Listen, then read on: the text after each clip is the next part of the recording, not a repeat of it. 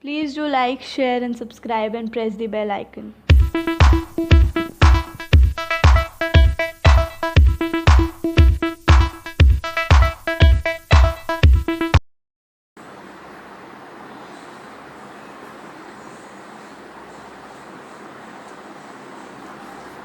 Hello everyone. So in the previous videos we have learnt about elements, then we have also studied about compounds, and today we will discuss some part of the topic, that is mixtures. So first let us try to understand what do we mean by mixtures. Now mixtures are substances. Mixtures which are substances formed from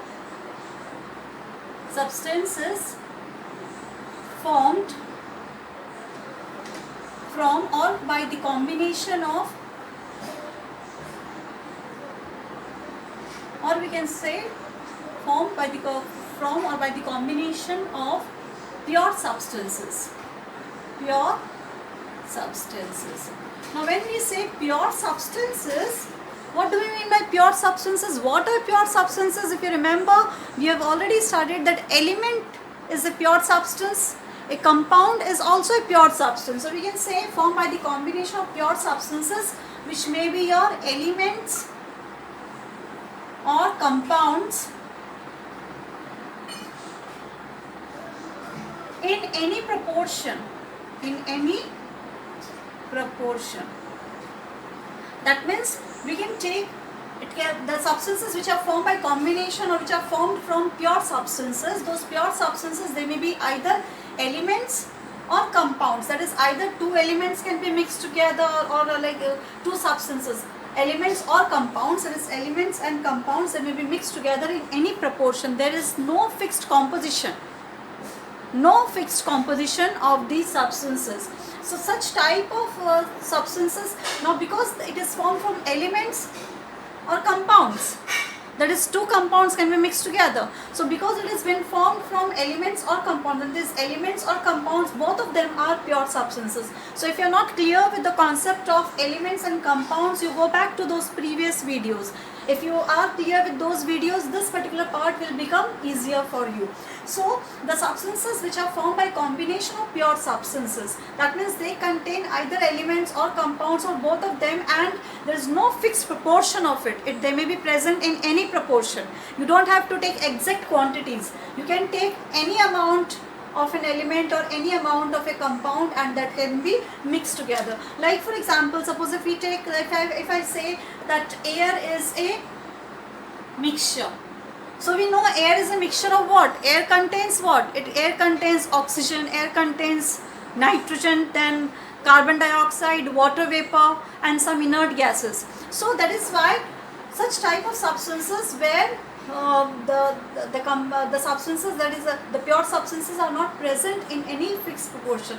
Or suppose let us consider tap water. Tap water also contains certain impurities, but how much impurity does it contain? That varies from place to place. Air also, although we know that it contains it contains oxygen and carbon dioxide, but at the same time it also contains certain pollutants. It contains some oxygen, carbon dioxide, nitrogen, fine, that isn't fixed like some percentage, but the pollutants which are present, that varies from place to place. Certain gases, certain harmful gases which are not required, that also it contains, which varies from place to place. A place which is cleaner, that place may not contain the harmful gases, but on the contrary to this, a gas which is located near to an industry, it may contain certain pollutants over there. So such type of substances, we call them as the mixtures. So I hope you are clear with the definition, what do we mean by mixtures. So next we proceed with the characteristics.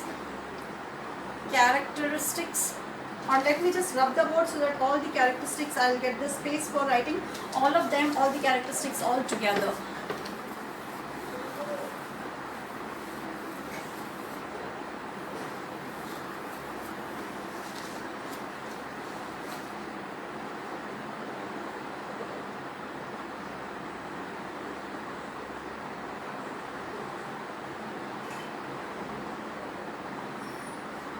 So let us understand the characteristics of the mixtures.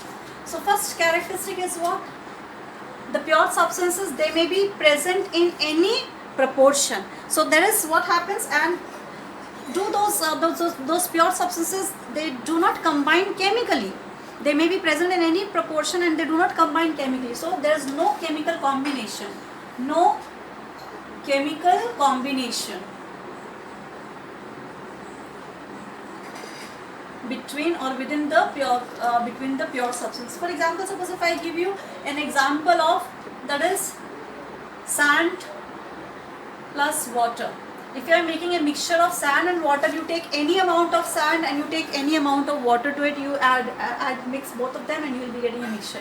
Do you keep on measuring how much sand has to be mixed and how much water has to be mixed? We don't really have to do that, because it is a mixture.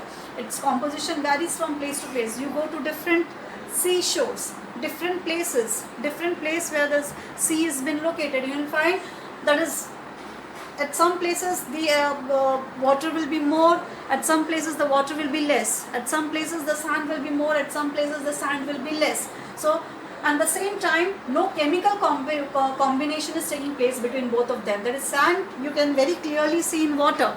So no chemical combination takes place between such type of substances. Or another example we can take, for example, mud and water, mud plus water. So does mud combine with water? Is there any chemical combination between mud and water? No, there is no chemical combination. You just see, when it rains, the water becomes muddy, and in any proportion the mud may be present in water. Next is, the mixture may be homogeneous or heterogeneous.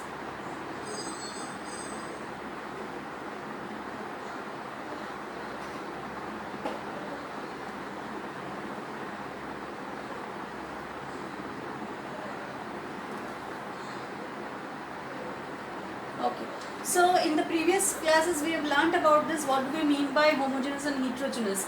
That is, the elements and the compounds, they are homogeneous, but in case of the mixtures, they may be either homogeneous or heterogeneous. Again, I will discuss with you about what do we mean by homogeneous or heterogeneous, and in the previous video also I have discussed about the meaning of homogeneous and heterogeneous. So the mixture, it may be either there are certain mixtures which are homogeneous, at the same time there are certain mixtures which are heterogeneous. For example, suppose if you take homogeneous mixture, let me give an example of homogeneous mixture. So here there can be an example, that is salt plus water, salt plus water. If you are taking salt and water, can you see the whole of the salt gets mixed in water? Can you see the particles of salt separately in water? No. Or sugar plus water, can you see the sugar particles separately in water? No. So such type of mixtures, we call them as homogeneous. But at the same time, suppose if you are taking sand and water, this example, very clearly you can see the particles of sand in water. So such type of mixtures over here also we can give an example. Or sand plus salt, sand plus salt, we can very clearly see both the components in water. That is, sand can be the particles of sand you can easily distinguish, and the particles of salt also you can easily distinguish. So such type of mixtures are heterogeneous mixture. Or let me just show you an example. Suppose if this is a container containing your homogeneous mixture, and what we have taken salt and water. So here, that is salt and water, we cannot see the particles of salt in water. But on the contrary to this, suppose if we take over here into another container,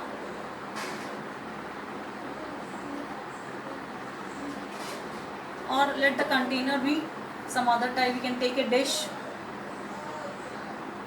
So we can see, suppose if I say that these black particles, these are of sand, let's assume, and I don't have I have got this red color, so let me show this. Suppose if the salt particles, the smaller particles, these are the salt particles. Okay, so we can see particle very clearly, the particles of salt.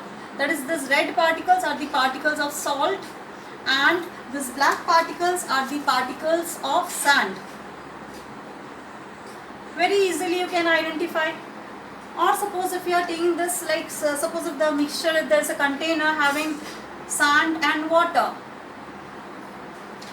So this, if I write down this, that is, this is the water and particles of sand. Let me use another color over here. So particles of sand, you can easily identify. So these green particles I am representing with green color is a representation for sand, and the black dots, this shows that this is the water. So very clearly we can see the sand particles in water. So in this way we find, so I hope now it's, the idea is very clear to you. What do we mean by homogeneous mixtures and what do we mean by heterogeneous mixtures? Okay, so next characteristic, that is components may vary in any proportion. Components may vary in any proportion. These constituents of a mixture we are not taking in a fixed proportion. It can be present in any proportion. There's no fixed composition over here. As in case of your compound, always the elements are combined together in a fixed proportion. And in elements also there's a definite number of atoms, which is leading to the formation of one molecule of an element. But here there is no fixed proportion. The components of the mixtures, they can be present in any proportion. Then if they are not present in any proportion, obviously they will not, will they have any fixed melting point and the boiling point? Obviously no fixed melting point and boiling point. So their melting point and boiling point will also vary. It is dependent on what? It is dependent on the constituents of this mixture. That means the various components of the constituents which are present into this mixture. At the same time, the amount of various components or the amount of various constituents present into the mixture, it is dependent, is a melting point. Melting point and boiling point, it varies. Melting point and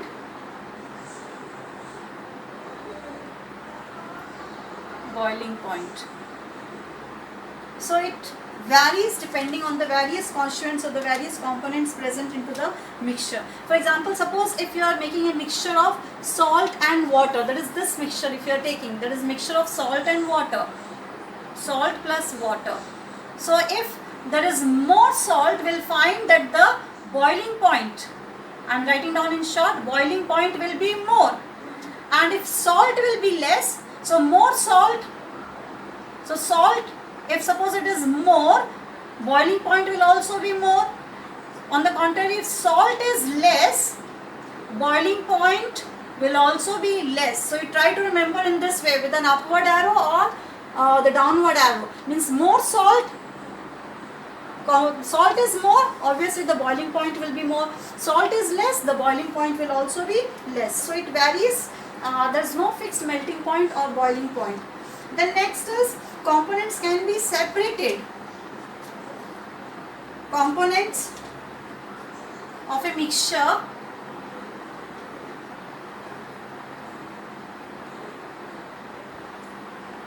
can be separated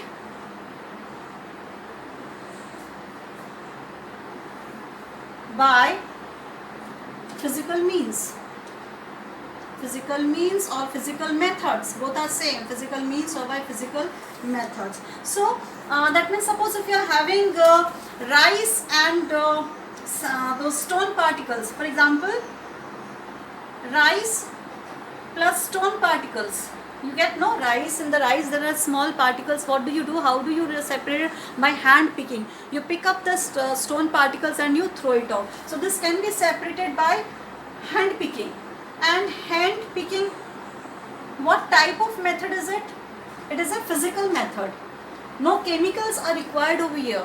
No heating, nothing is required over here. It's a physical method. Like no chemical combination, chemical separation has not been taking place over here. It's simply hand picking, which is a physical method. Or suppose if you are having, if you want to separate wheat from the wheat is there, and if too much of husk or dust particle is there, that is wheat plus husk. There is no space, so I am writing down over here wheat plus husk. You must have seen, no? In ladies, how do they separate the husk from the wheat? That is by the process of winnowing. They take one something that an arrangement which is they put that it is made up of wood, and it's like a flattened plate sort of thing made up of those cane. It is, sorry, it's not wood. It's basically made up of that thin cane or bamboo. So what do? They put this wheat and husk into that, and then they just move it up and down, and what happens? The husk particles being lighter, it gets separated. So that method of separation, we call that method as winnowing. Winnowing. I hope you are getting what I am saying. Those that arrangement which is made up of that cane or bamboo, that I don't know what is called in Hindi or in Bengali or whatever. So you just they just move it there, and will find the lighter particles, they fall away, and the heavier particles of the wheat remain behind. So this method, we call this as winnowing. Then next is no energy change takes place during the formation. No energy change takes place during the formation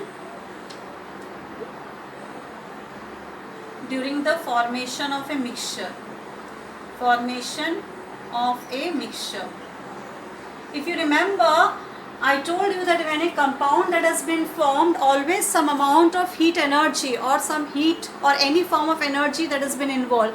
Either the energy is liberated or that is evolved, or the energy has been absorbed. But in this particular case, that is in formation of a mixture, no energy change takes place. No energy will be absorbed or no energy will be evolved in the process of the formation of a mixture.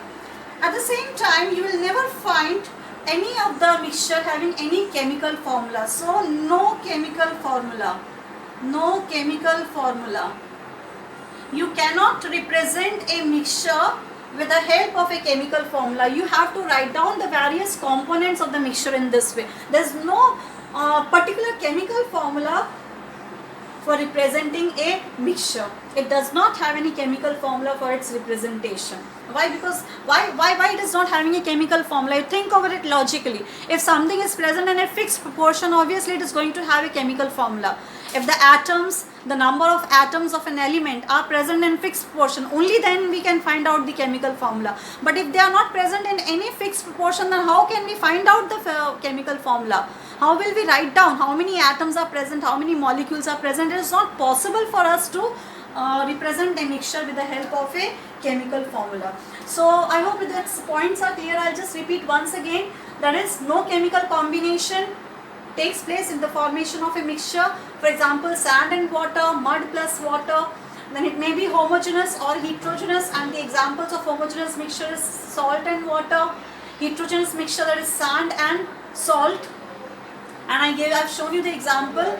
I hope you understand that is homogeneous, where the particles cannot be seen separately, and heterogeneous, where the different particles of the constituents of the mixtures, they can be seen separately.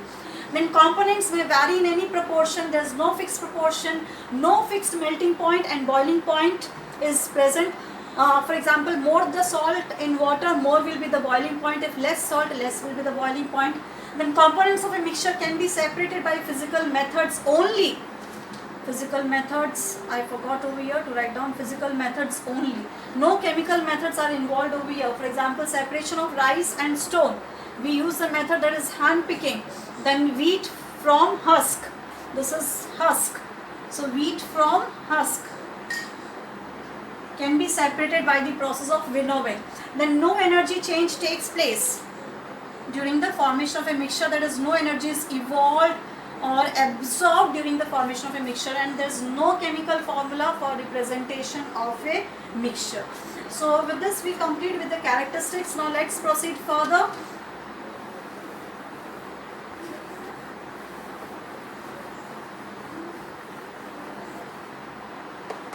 I'll be needing this part, so I'm not rubbing it off. We come to the first to the heterogeneous mixtures. So we'll discuss in detail about homogeneous and heterogeneous. Okay, let's discuss first the homogeneous mixtures. Homogeneous mixtures. Now what do we mean by homogeneous mixtures? That is, components are uniformly distributed. Components are uniformly distributed. Okay, now when I say components are uniformly distributed, let us take the example of tap water, or let us take the example of fruit juice. Okay, so we'll take the example of fruit juice, and you'll find, suppose if this is a container containing your glass containing the fruit juice.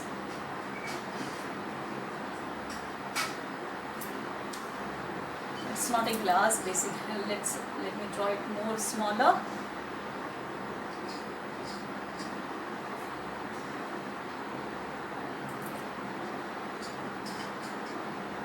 So if this is your glass which contains fruit juice,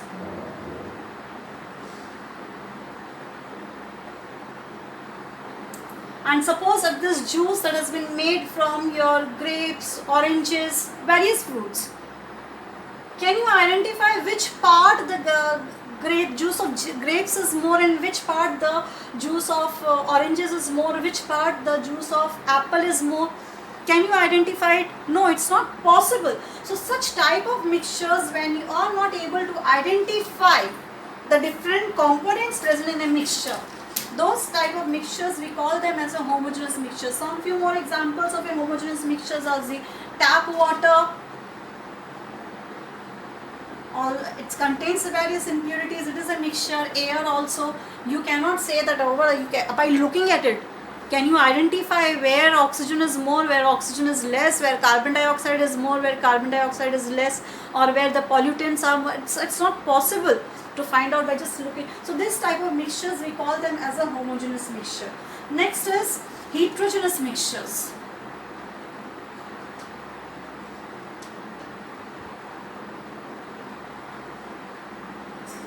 So when the components are not uniformly distributed, components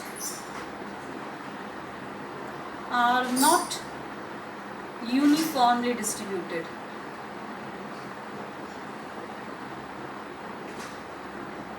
When the components are not uniformly distributed, such type of mixtures we call them as a heterogeneous mixture. Suppose if you are having a mixture of, let us take sand plus salt. Okay, now this is the container in which we have made the mixture. Let me draw it on this side, maybe, or if it is okay. So this is a container which contains our mixture, and if I represent these particles of sand, or okay, particles of sand, let me represent with the green pen.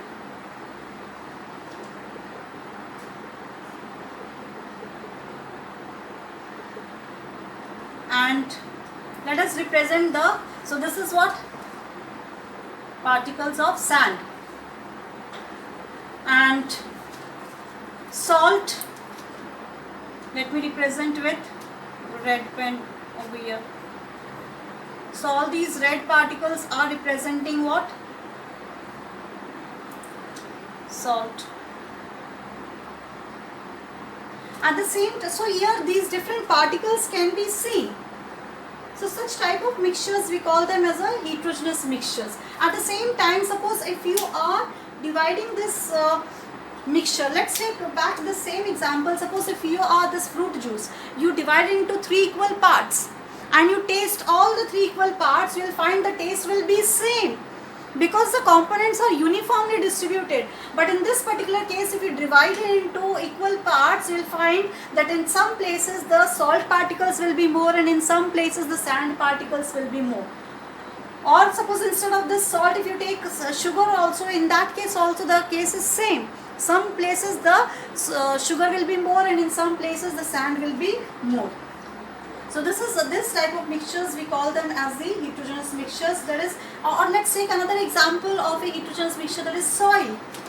Soil is a very good example of a heterogeneous mixture. Why? Because the composition may vary from place to place. Composition, it varies from place to place.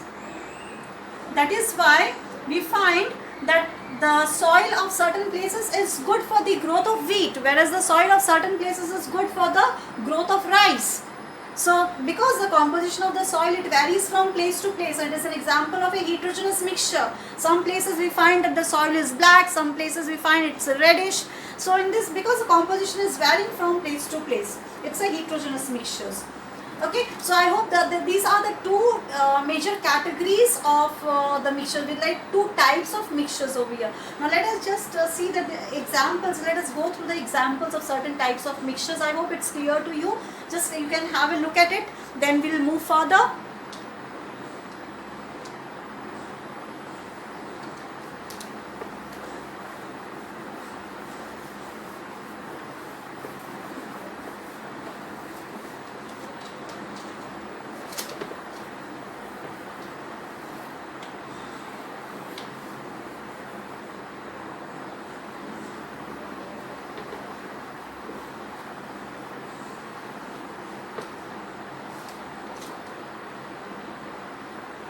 So next is the different types of mixtures.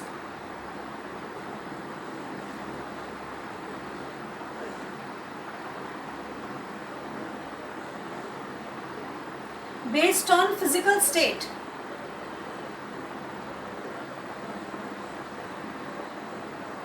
So now we'll just learn about the different types of mixtures based on the physical state. What is the physical state? You have studied that matter is divided into three states. It is the solid, liquid and the gaseous state. So based on that, now let us study the different types of mixture. So here we'll make, that is type of mixture. Next column we'll write down over here. That is homogeneous.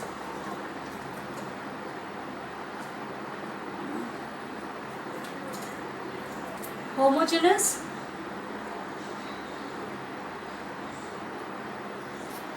And next column, heterogeneous.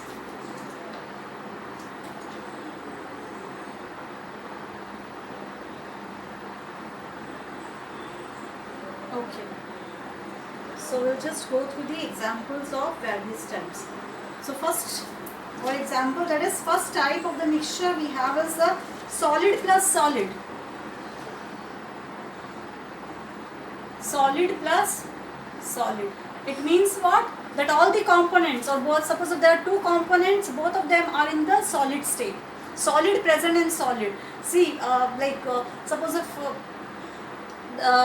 if it is a solution, we are having a solute and a solvent. So here also we can, that is two components are present over there. So in this particular case also, suppose if both the components they are present, both of them are in the solid state, or all the components, the number of components, all of them they are present in the solid state. Whether two components or three components or four components, whatever, but if they are present in both, all the components are in the solid state. So this is the first type of mixture depending on the physical state. And over here, let us first discuss about the homogeneous mixture. So alloys, example of homogeneous mixture is what? Alloys. You have already studied about what do we mean by alloys. Now alloys is an example of mixtures where the components that is they are not present in any fixed proportion. Let us just come to the examples of certain alloys. That is brass. What is brass? Brass is a mixture of what? Copper plus zinc. Bronze. Bronze is a mixture of what? Copper plus zinc plus tin. Have you come across the formula of brass and bronze? No, they are not having any chemical formula because the components are present in any proportion. So these are the examples of the homogeneous mixtures. Next we come to the examples of your heterogeneous mixture, that is sugar plus salt. I gave you some time back the examples, sugar plus salt. I have explained this some time back. Then some few more examples, that is sand plus stone. This is an example of a solid, that is all of the components are present into the solid state. So this was the first type of mixture based on the solid state. Let us move forward with the next type of mixture. So here the next type we are having is a solid liquid. Solid plus liquid. That is the components present. It may be in the solid state. It will not maybe. It will be in the solid state and the liquid state. So first example of the homogeneous mixture is what? That is sugar and water. Sugar plus water. You can write down the formula. That is for water we are having the formula is H2O. Sugar is C6H12O6. Both of them, but together we are not having any chemical formula. Then salt and water. Salt plus water, which is an example of a homogeneous mixture. Then again another example, that is sulfur. Sulfur, symbol is S, plus carbon disulfide. Let me write down over here. Carbon disulfide. That is CS2. Formula is CS2. So this is an example of a homogeneous mixture. Next we come to the heterogeneous mixture, that is oil and water. Sorry, I made a mixture. That is solid and liquid. So solid and liquid over here, that is sand and water. Sand plus water. Sand is in the solid state and water is in the liquid state. Then another example, mud, which is basically, the mud is also in the solid state. So mud plus water. An example of a heterogeneous mixture. Next type of mixture, I am not drawing a line over here because if I draw then there won't be any sufficient space. Next type of mixture, that is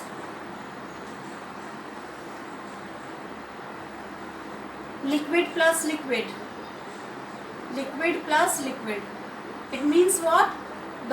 All the components, they will be present in the liquid state. So example of this homogeneous mixture, that is water and alcohol. Water plus alcohol. It's a very good mixture, homogeneous mixture. So you cannot identify where is the water and where is alcohol. Water plus alcohol. Another example, that is acetone plus water. Acetone formula is what? CH3COCH3. Acetone plus water, that is H2O. Or we can write down the word itself, that is acetone. Writing down in the bracket, plus water, that is H2O. Okay, that is an example of a liquid homogeneous mixture. Now liquid heterogeneous mixture is what? Oil plus water. Oil plus water. If you mix oil into water, you can very clearly see it. That upper layer of oil mixed into water. Upper floating layer of oil, and then below there will be water. So such type of mixture, liquid heterogeneous mixture. Clear? So next type of mixture that we have over here, the next category based on the physical state, let us write down, that is gas plus gas. That is all the components will be in the gaseous state. And a very good example of a homogeneous gaseous mixture is what? Air. So many components are present, but you cannot clearly see those components. So air is a gas homogeneous mixture. And heterogeneous, there is no heterogeneous mixture in case of this gas and gas. Why? Because all the gases are miscible. All the gases are miscible. So you will not have anything over here because all. So we'll write down over here, no example over here because all the gases are miscible into each other. Are miscible. So there is no particular example over here. We cannot write down any example over here. So I am just showing you there is no particular example. No particular example. Okay. Next type of mixture. Let us go through it. That is liquid plus gas. Liquid plus gas. That is, one of the component will be in the liquid state and another component will be in the gaseous state. So tap water contains many gases dissolved in water. It is a homogeneous mixture. Again, mixture of ammonia plus water. Ammonia, that is, formula of ammonia is NH3 plus water, that is H2O. Many gases dissolved in water. For example, carbon dioxide in water. I am not again writing down such a big name. CO2 plus H2O. So water is in the liquid state and carbon dioxide is in the gaseous state. Again, ammonia is in the gaseous state, water is in the liquid state. Tap water, we are obviously liquid and many gases dissolved in it. Then coming to the heterogeneous mixture of a liquid in a gas is your soap lather. Soap lather. I hope everybody has seen soap lather. So what is soap lather? That is a liquid. Into the liquid medium, gas bubbles have been formed. Into that bubbles, gas has been trapped. And because of those trapping of the gas bubble, because of the trapping of the gas into the liquid medium, the medium is liquid. When you are washing your body or clothes with soap, that liquid is there, water is there, and you will find that lather which has been formed because of the bubbles. Inside that bubble, that gas has been trapped. So that is liquid and gas. So that is a heterogeneous mixture. Why heterogeneous? Very clearly you can see those lather formed in water over there. So these are certain types of mixtures formed on the basis of the physical state. So just go through this once again, the different types of mixtures based on the physical state. You are having your solid plus solid, where you are having the examples of certain alloys such as brass and bronze, and heterogeneous mixtures such as sugar, salt, sand, stone.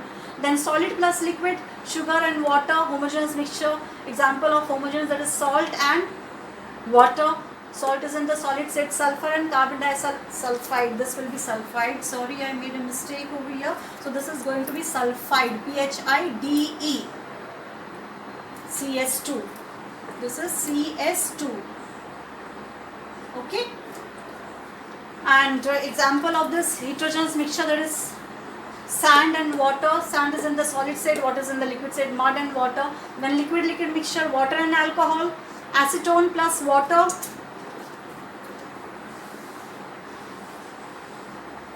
Then heterogeneous liquid mixture is oil and water, where you can see both oil is also in the liquid state, water is in the liquid state, but both of them can be seen very clearly when the mixture has been formed. Next type of mixture is gas and gas, that is air, which contains various gases dissolved in it, various gases which are present, miscible into each other. So, and in the heterogeneous there are no examples because all the gases are miscible. And over here in this case, the gases are miscible. We cannot use the word dissolve, sorry, so that will be miscible word. Then next is we are having liquid and gas, that is tap water, ammonia which is in the gaseous state, water which is in the liquid state, carbon dioxide and water, and over here we are having the example of soap lather. So we have just completed one part, a very small part of the topic, that is mixtures. Will continue again in the next video. Thank you, students.